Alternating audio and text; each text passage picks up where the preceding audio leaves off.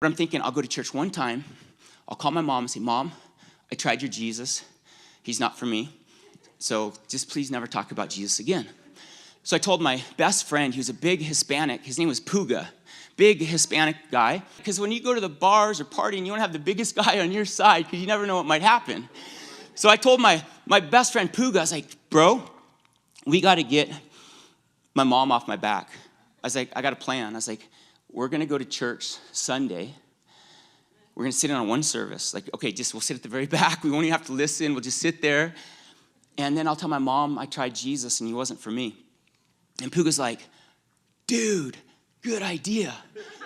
Good idea. My mom is on me too. We'll get both of our moms off our back.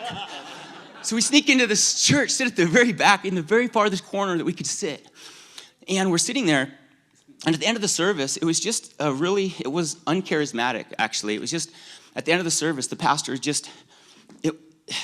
don't know if it was anointed or what, but anyway, he was just like, he's like, before we leave, he's like, it would be sad if I didn't give you an opportunity to get your life right with Jesus. It would be sad. And so all I know is in that moment, me and my buddy, we're just sitting back there like we own this thing, just being all cool.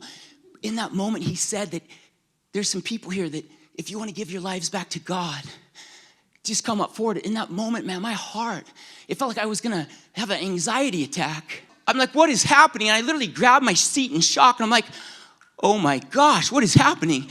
And my heart's just beating. And I literally am talking to myself. I was like, I'm not going up there no matter what. I don't care. I'm not going up there. I was in Lamaze class. I'll tell you more about that in a minute. And I'm doing the breathing. I'm like, I know how to breathe, man. I said, I am not going up there no matter what. You're not going up there. If you go up there, you're going to be crazy like your mom after Jesus. I know. You stay in your seat, Jason. And it's just like the whole world, the pressure of God's love, man, was coming on my life. And it was intense. And I'm like, no. And I look over to just see how my friend's doing, because like we're friends. I want to make sure he's doing okay too, And I look over at my friend and the seat's empty. And he's running down the altar. Like a big baby, man, running to the altar. And I'm like, okay, Puga's gone. I got to go to the bars with someone else next week. Puga's history, man, he's gone. You just be calm, man, be calm. Just breathe. Jason, you're not going up there. You're not going up there.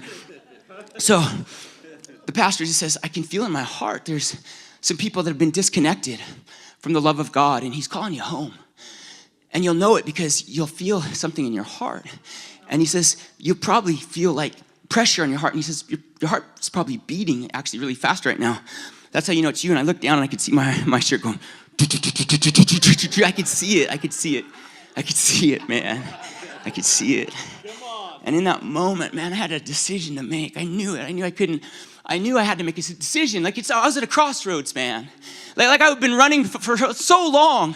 I would get on airplanes and I'd be like, I know I don't believe in you, God. I don't want you, God, but please don't let this airplane crash without me having a chance. Like give me at least some warning. Don't let it just explode. Let it at least come down in the air where I can repent, man. But I didn't want him, but I was scared to not have him. And a lot of the world lives like that, man. They're wanting to do their own thing, but they're scared at the end of their life to be separated from him, but they're not ready to receive him now. A lot of the world is living like that. But I was in a crossroads in my heart.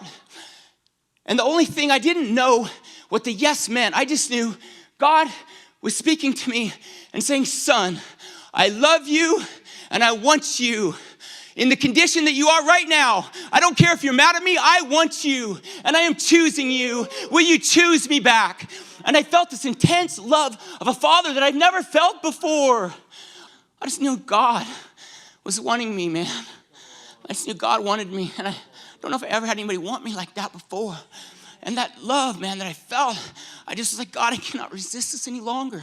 I can't resist this. I don't know what this is. And I was just sitting back there, and I just remember getting out of my pew. And I remember I just hit the second row.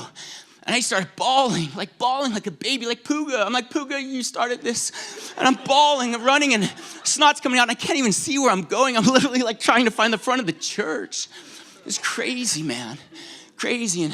And I knew I got born again 3 steps back there, man. I know it wasn't even in the words. It was in my heart when I said, yeah.